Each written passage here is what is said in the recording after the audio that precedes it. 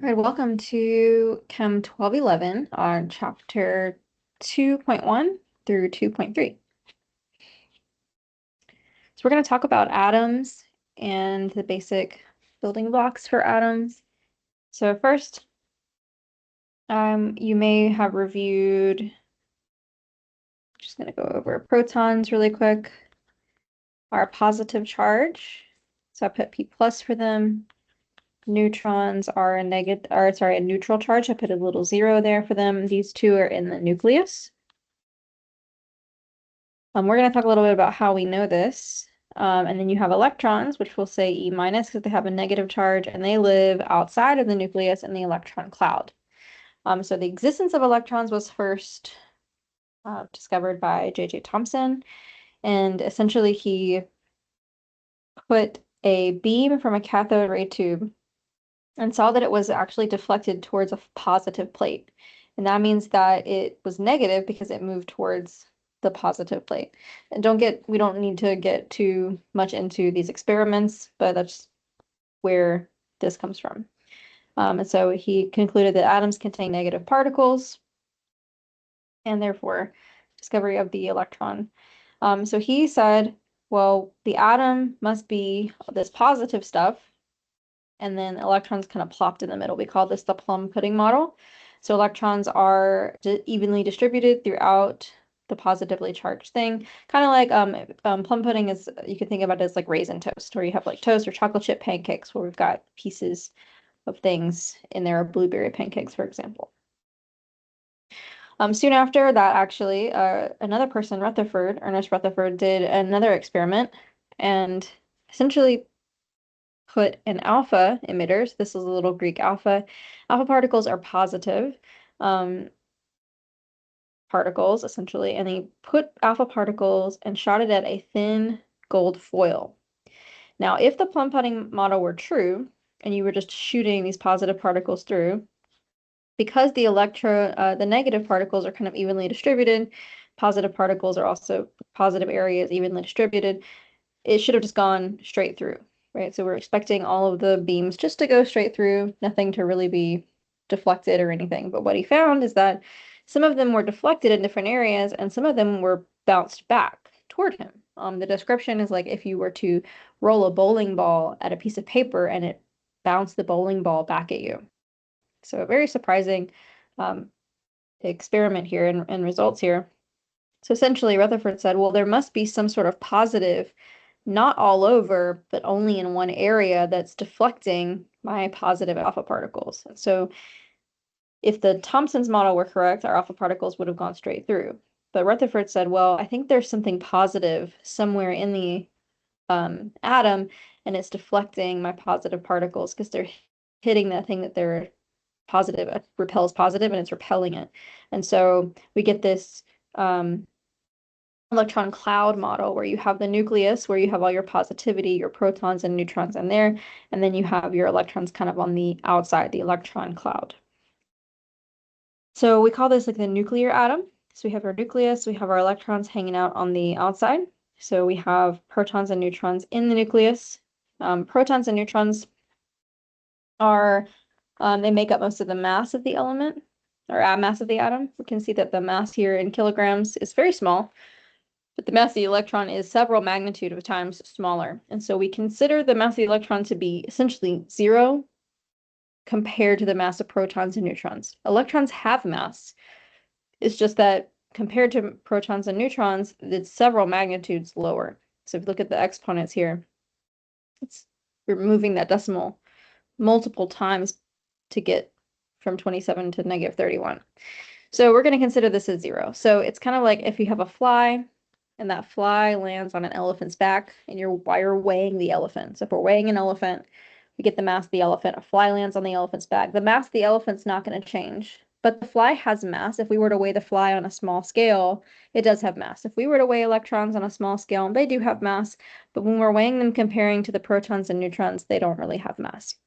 Protons have a positive 1 charge. Electrons have a negative 1 charge. Again, these are relative values. Here are the actual numbers in coulombs, which are the unit for charge. And neutrons are neutral. The symbol we're going to use in our classes are going to be N, 0, P plus, and E minus. I'll use these symbols often in notes, and so that's a really good shorthand for it. It also tells you the charge. We use U for atomic mass units, and this is 1/12 of the mass of a carbon atom. So carbon is really close to, the average mass of carbon is 12.01, so it's really close to being a whole number. And so if we just divide the mass of a carbon atom by 12, we get that 1, which is the atomic mass unit, or U.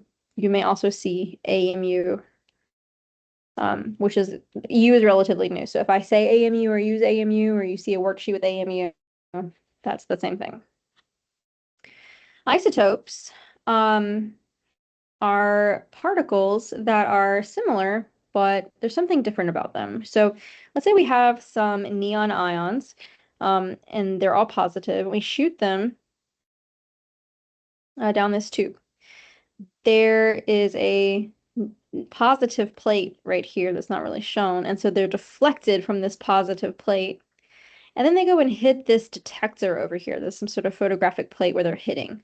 We noticed that some of them are hitting here, they're curving more, and some of them are taking a while to curve. I want you to think about if you're driving a car. If you're driving a small car, you can probably have a pretty good turn radius, right? We're turning, we're able to hug the center. But if, like, let's say we're driving a really big truck, or like a semi truck or something, it's going to take us a while to turn. Our turn radius is not very good. So there must be some difference in these two particles if we have some of them hitting here and some of them hitting here. Well, the difference is actually their mass. So the more massive the particle is, the more energy it's going to take it to turn. So it's going to take more, like a semi-truck, for example, would take more space to turn than a small car. So isotopes are atoms of the same element. They have the same numbers of protons and neutrons, but they have same numbers of protons, but they have different numbers of neutrons. Therefore, they have a different mass. Different mass, same identity of element. And by the way, the protons tell the atomic number. Don't know that the textbook goes into this. Tell the atomic number, which is the identity, the ID number essentially of the element.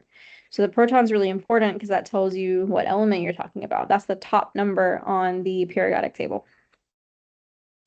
So we're talking about the same place in the periodic table. That's actually what isotope means, same, and then tope means place. So same place in the periodic table, but different masses. So these are all neon, for example, in this example here, these are all neon, but these are heavier, and so they turn a little bit less well, and then the smaller ones turn better. So these are lighter. So this one has a mass of 20, this one has a mass of 22. Same element, different masses, so different numbers of neutrons.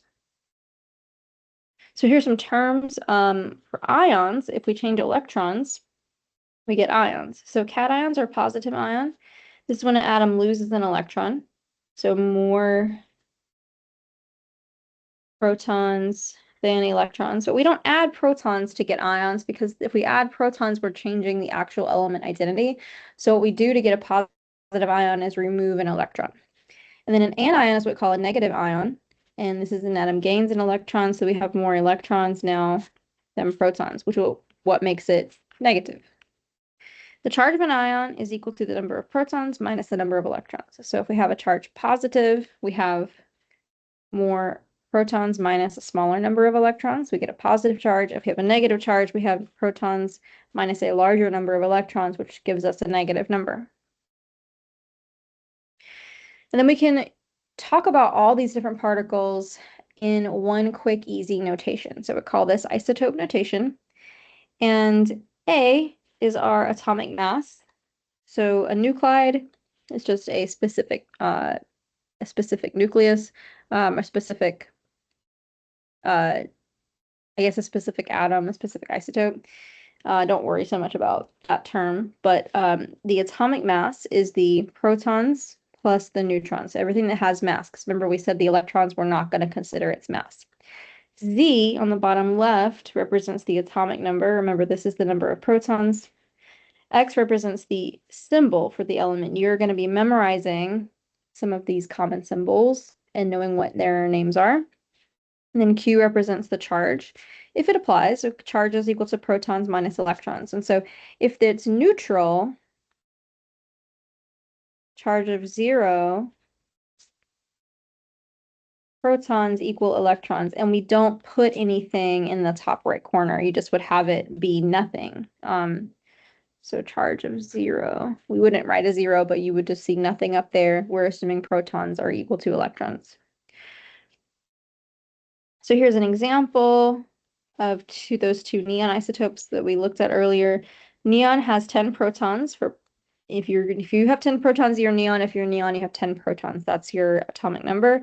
Top left is your mass number. So notice they have different mass numbers. So this one has 10 protons and 12 neutrons because the mass number is protons plus neutrons minus the protons gives you neutrons. And then here, mass number protons plus neutrons minus protons gives you 10 neutrons. So these are isotopes of each other because they're the same element, same number of protons, but they have different neutrons. Why don't you take a moment to pause the video and practice? Write the symbols for the nuclides that have A, B, and C properties. Pause it and see if you can try it. Okay, hopefully you paused it. So we're given the number of protons, that's the atomic number, and it tells you what symbol it's going to be. So you go to the periodic table, you look for atomic number 2, 36, and 54. And the number of neutrons is going to be added to the number of protons to give you the top number. So we should get, for the first one, 32He. We also call that helium-3. So we put the mass number after the name if we want to differentiate like which isotope we're talking about, like helium-2, helium-3, helium-4, for example. The next one should be krypton 83, or krypton with a mass of 83 at the top. Next one is xenon 129, xenon with a mass of 129. This is a great opportunity to snap a screenshot if you have any questions about any one of these and text me for some support. Okay. Periodic table, and we're going to get more into this in class, but the periodic table was originally put together as we know it today by Dmitry Mendeleev way back in the 1800s, and they were originally ordered by increasing atomic mass, and so he kind of put these things together, and he found they have similar properties when we put them in this. He was actually able to predict what will go under aluminum and down to like its melting point kind of properties, which was really cool because we didn't figure this out till a long time after he had predicted it. So we've discovered a lot more elements, obviously, and kind of made some adjustments, and we get our periodic table that we know today. They're ordered in increasing atomic number. So this one, he originally put it in order of mass, but this is an order of atomic number, so number of protons. So we'll see at the top of the periodic table, we have the atomic number, then we have the symbol. You might see a number on the bottom. That's going to be the average atomic mass. We'll talk a little bit about average atomic masses more, but that's literally the weighted average of all the different mass numbers that you could have. If you're in a similar column, you might have similar chemical or physical properties to other people in that column. And again, we'll talk about that a little bit more.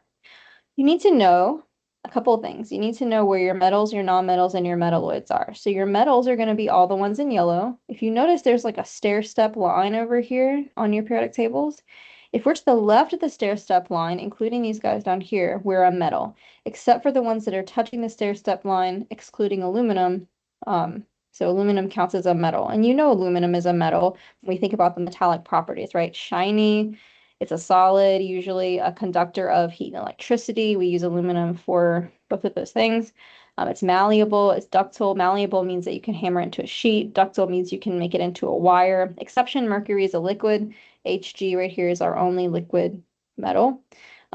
Hydrogen is a kind of weird thing. So it's on the left with all the metals, but really it's a non-metal. So it kind of belongs there when we're thinking about the type of element it is. Your metalloids are things along the stair steps, and they have properties of kind of both metals and nonmetals. They can be solids, liquids, or gases. Actually, there aren't liquids. There are no liquid ones, and there are no gases. They're really just solids. I don't know why this has liquids and gases here. Oh, sorry, this is for nonmetals. So metalloids are shiny like metals, but they're brittle like nonmetals, and we often use them as semiconductors. And so they are like silicon is a really important semiconductor for a lot of our electronics. And then nonmetals are over on the right side, not touching the stair-step line, and including hydrogen. These are solids, liquids, and gases. They don't conduct electricity. They are brittle. They're not shiny. They're sometimes powdery. Carbon is a good example. The lead in your pencil is all just carbon. That's graphite. And you've got gases like oxygen.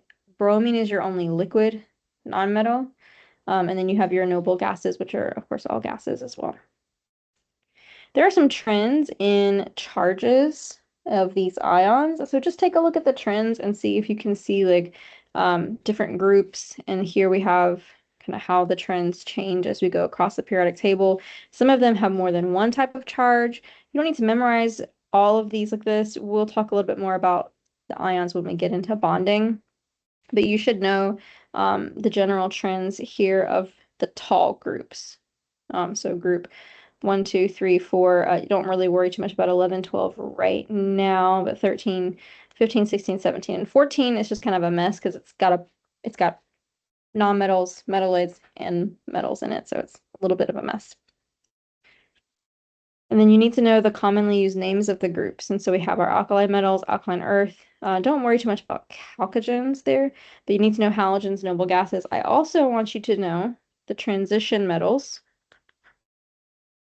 are in the middle of the periodic table here. Transition metals are here. And then if you look back at this periodic table here, we have the lanthanides, which are this top group, starting with lanthanum, 57, starts that one, 58. And then the actinides, starting with actinium, number 89 here. All right, you should have enough to where you can at least start a little bit of homework, and we'll do some more practice with this in class.